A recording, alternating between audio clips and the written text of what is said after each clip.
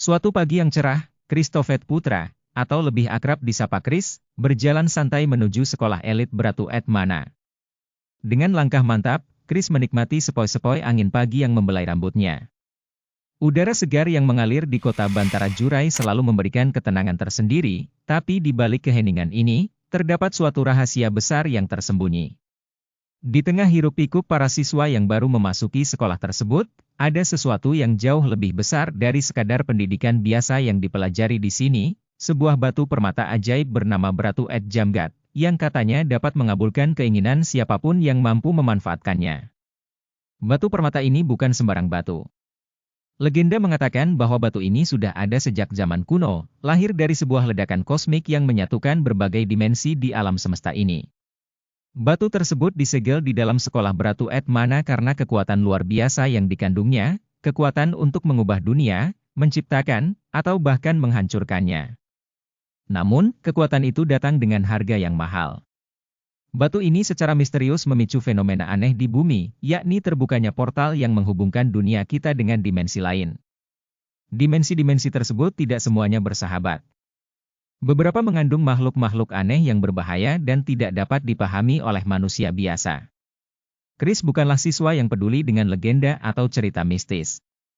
Baginya, batu permata itu hanyalah sekedar objek yang menciptakan masalah baru bagi orang-orang. Namun, Maya Belvina Putri, teman dekatnya sejak kecil, memiliki pandangan berbeda. Maya, dengan segala keanggunan dan pesonanya, selalu bisa membuat suasana menjadi lebih ringan bagi Chris. Pagi itu, Maya menyapa Chris dengan senyum manis yang khas. Mata coklatnya berkilauan di bawah sinar matahari, dan pakaiannya yang rapi membuatnya terlihat seperti salah satu model di majalah fashion. "Halo, Chris." "Selamat pagi," sapa Maya penuh semangat. "Pagi," jawab Chris singkat dengan nada datar, menunjukkan sikap dinginnya seperti biasa. "Kamu selalu seperti ini ya," ucap Maya dengan nada menggoda, sambil berjalan di samping Chris. "Aku harap kamu bisa lebih menikmati sekolah ini. Siapa tahu, kita bisa menemukan sesuatu yang menarik di sini." Chris hanya menghela napas. "Entahlah, aku tidak yakin." Maya tersenyum lembut, mencoba menghiburnya. "Yah, mungkin di sekolah ini kita akan menemukan sesuatu yang lebih dari sekadar pelajaran. Siapa tahu, ada petualangan baru menunggu."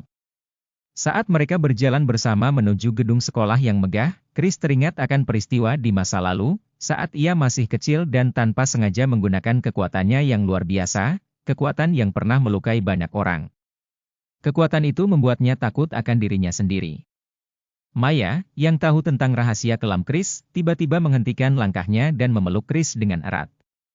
"Jangan pikirkan itu lagi," bisik Maya lembut. "Masa lalu tidak akan kembali. Kamu lebih kuat dari yang kamu kira."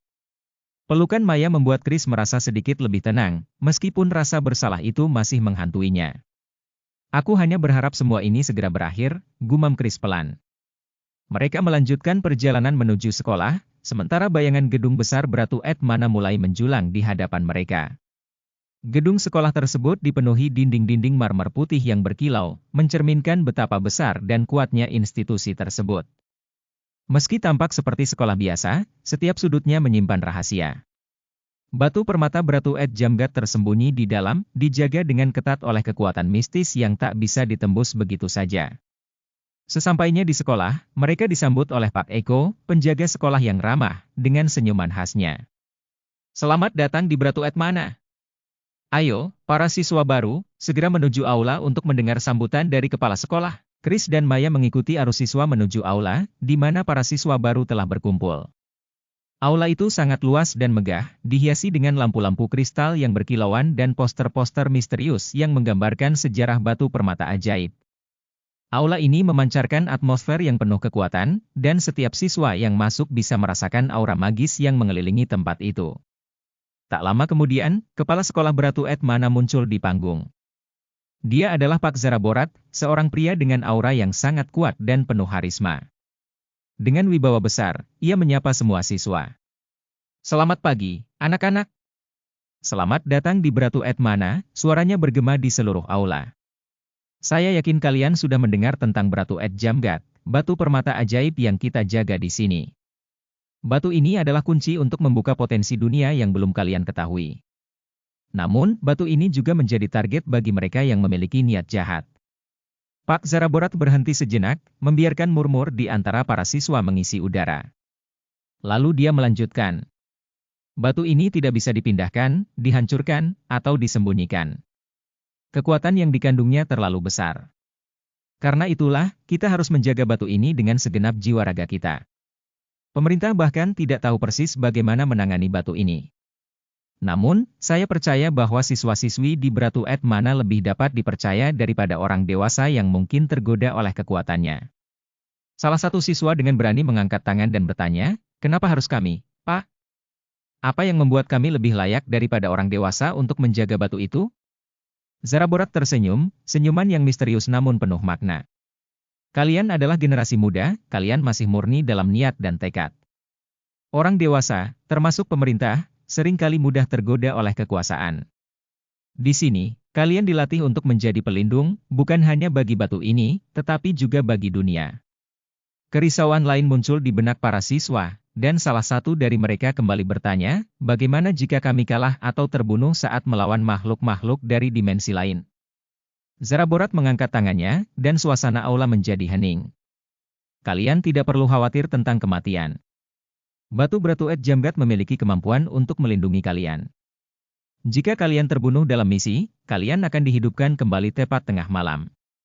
Namun, setiap kali kalian dihidupkan kembali, ada sesuatu yang akan hilang dari diri kalian, sesuatu yang hanya kalian yang bisa merasakan kehilangannya. Para siswa terdiam. Sebagian dari mereka terlihat semakin cemas, tetapi ada juga yang justru merasa tertantang. Maya, yang duduk di samping Chris, berbisik dengan semangat. Wah, kayaknya ini bakal seru banget, Chris. Kita bisa bertarung melawan monster tanpa khawatir dan kembali hidup lagi. Seperti dalam video game. Chris hanya mengangguk tanpa ekspresi, tetapi jauh di dalam hatinya, dia tahu bahwa ini bukan permainan.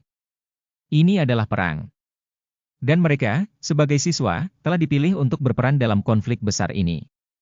Setelah sambutan panjang dari Pak Zaraborat, para siswa diarahkan ke kelas mereka masing-masing.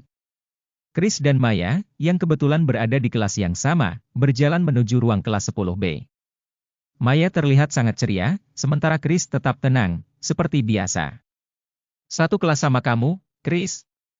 Ini akan menyenangkan, seru Maya penuh semangat. Ya, mungkin, jawab Chris dingin.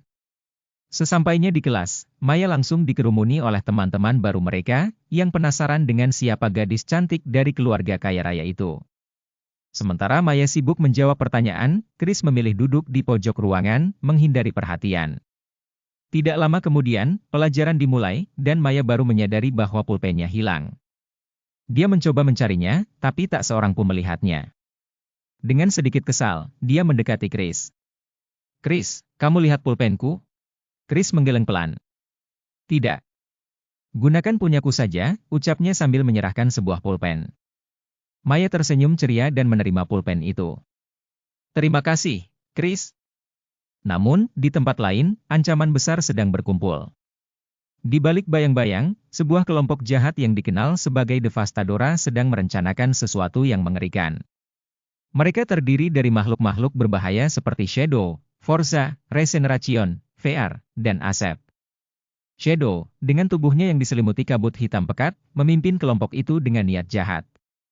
Mereka ingin merebut batu permata Beratu Et Jamgat dan menghancurkan sekolah itu. Kita harus bisa menembus perisai sekolah itu dan mendapatkan batu tersebut, ucap Shadow dengan suara berat yang menggema di ruangan gelap tempat mereka berkumpul. Mata-mata merahnya menyala dalam kegelapan, sementara Forza, makhluk berotot dengan kekuatan luar biasa, mengangguk setuju. Tapi perisai itu kuat. Hanya mereka yang memiliki tanda khusus yang bisa masuk, seperti siswa-siswa di sekolah tersebut, kata Forza sambil mengepalkan tinjunya dengan keras. Benar, lanjut VR, sosok misterius yang selalu menyembunyikan wajahnya di balik jubah hitam. Itulah kenapa kita harus berhati-hati. Mereka mungkin anak-anak, tetapi jangan remehkan mereka. Setiap siswa di sana dilatih untuk melawan anomali dan makhluk dari dimensi lain. Regeneration, seorang ahli taktik yang dingin, berkata dengan tenang, namun, ada celah.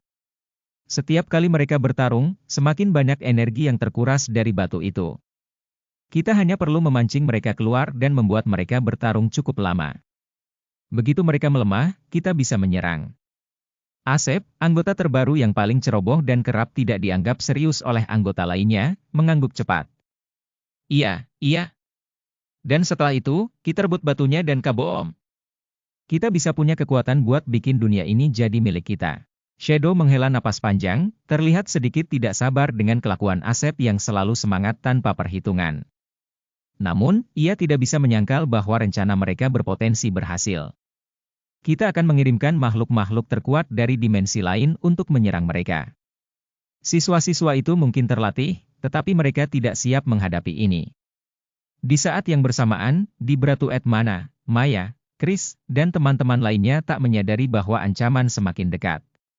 Bagi mereka, ini mungkin hari biasa di sekolah, tetapi tak lama lagi, mereka akan menghadapi ujian terbesar dalam hidup mereka, sebuah pertarungan untuk melindungi batu ajaib yang bisa menentukan nasib dunia.